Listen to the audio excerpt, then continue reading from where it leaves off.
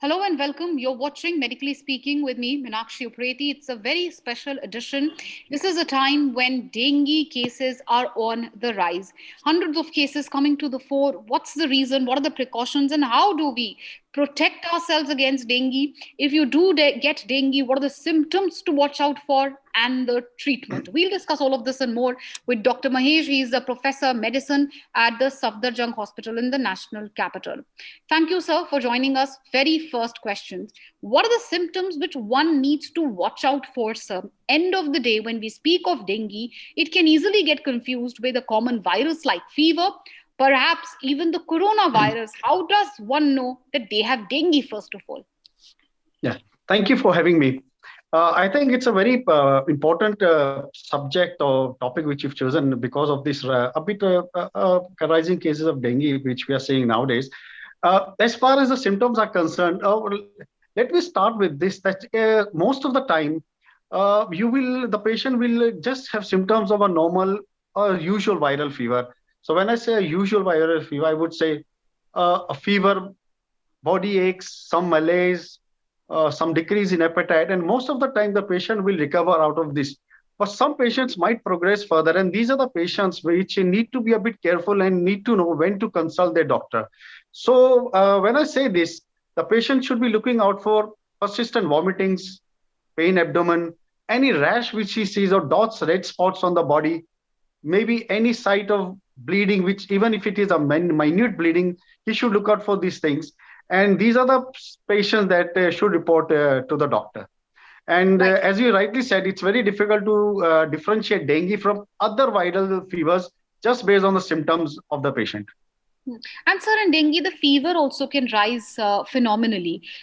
Sometimes it goes up to 104 and more. What should a patient do? Because it's a very difficult situation and one panics easily.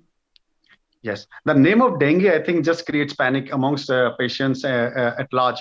So when the fever usually is high grade, as you rightly said, maybe 102, 103, sometimes 104.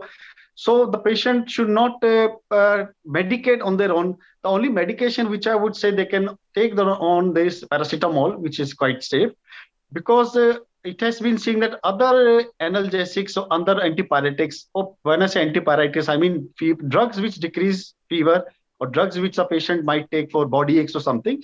It is seen that these drugs sometimes cause adverse effects on the platelets.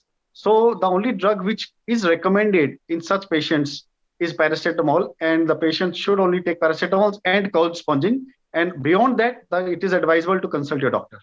Right. And you say, you mentioned the platelet level, and that's what one needs to watch out for. But how does Yes. one know that their platelet levels are going down? Should they do a CBC every second day, every day? What's really the name of the game here? All right. So the platelet count, I think that is the most important thing which the patient looks out for, and this is what really sets the panic in the patient and the family members. So normally it is seen that the patient's platelets start decreasing after the fever starts to come down. So this is a very important point. I think the viewers must understand. So the once the fever starts coming down, that is the time when the platelets are going to come down. So it's not that once the fever recovers, you're out of the danger or out of dengue problems. That is the time when the problems can usually set in. So these are the times. This is the time when the platelets should usually be done, and they are not recommended to be done daily unless they're very low. The patient can go for an alternate day platelet counts depending on the advice of the doctor, and and it is seen that even counts up to 50,000, 40,000 are really not going to create any problems or not going to really cause any bleed to the patient. So the patients or the family should not panic by just seeing the number of the platelets on the reports. They should consult their doctor, because even low platelet counts need not really mean they do not translate into bleeding problems. So there is a definite Right. count below which there is a concern.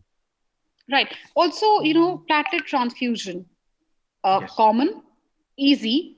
But what happens is when the cases rise, that becomes a little difficult to access. What should one do in such a situation? Because we've had some bizarre cases also coming out, say in Uttar Pradesh, where, uh, I mean, those are just allegations. Mausambi juice infused instead of platelets, long lines, plasmas being sold instead of platelets. What should one do in such a difficult situation? I think one of the reasons for this difficult situation is because of inadvertent or over judicious use of platelet transfusion. The patient panics, the attendants panic, the family panics, and sometimes even the doctor panics. So I think platelets are most of the time, if not usually, transfused unnecessarily, and most of the time the patient does not need a platelet transfusion. It is seen that when the platelets start decreasing, the doctor starts advising the patients to go for a platelet transfusion, and it is seen that prophylactic, when I say prophylactic, I mean transfusing platelets before patient is bleeding. So prophylactic platelet transfusion has shown no positive effects, no benefits. So there is no role of giving prophylactic platelet transfusion unless the platelet counts are very low or the patient is actively bleeding. Right, and so your time and again emphasizing on the advice of the doctors and how much one needs to follow it. But there are a lot of home remedies also, and in India we call it gharelu nuske, and I'm sure you've heard of it. Eat Yes. papaya, drink juice of papaya leaves. Why don't you drink goat milk? Yes. Would you recommend these? Because the fear which one also has is that it could lead to a further infection, maybe a stomach infection. Who knows? Papaya leaves, goat milk at least to begin with.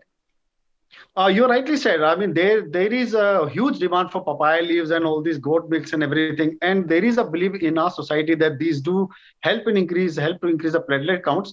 But scientifically speaking, there is not current data to support this belief that these papaya leaves or goat meat help in increasing platelets. So personally, I cannot recommend this to these patients. At the most, they might serve as antioxidants at the most, but definitely, as of now, there is no scientific data to support that they increase platelet counts. Okay, so one more question before we let you go, and we always end with an advice because there are a lot of people who are watching this show. The idea is, information dissemination. What would you like to tell the viewers, perhaps who are watching you, on NewsX? The first and foremost thing I would like to tell them that, as I earlier said, as I started my talk, most of the patients will recover on their own. Most of the time, it will subside like a normal or a common viral illness. So 9 out of 10 patients will recover on their own. So do not panic on the diagnosis of a dengue fever. Number two, please do not panic or do not follow your platelet counts and do not just read the platelet counts. Platelet counts is just part of the spectrum of the disease. So only platelet counts does not tell the whole story. And thirdly, please take care. This is a season when the mosquito, Aedes mosquito, is breeding and it is there to stay with us. So take personal precautions. Do not let water collect in the houses. And if possible, use nets and mosquito repellents. And even if you do get dengue, there is no need to panic. Most of the time, you'll recover. And please follow your doctor's advice. Do not self medicate. All right, very, very pertinent advice. No self medication, following your doctor's advice. And of course, end of the day, as we always say, and I'm sure everyone says, precaution better than cure. It's a season, when there is a large number of breeding of mosquitoes. Do not collect water. There are a lot of public awareness programs started by the government as well. Pay heed to those. And in case you get dengue, do not panic. That's the word, of course, coming in from the expert who joined us on this extremely special show. Thank you, sir, for joining us on NewsX. For more such videos, subscribe to the NewsX YouTube channel, hit the bell icon.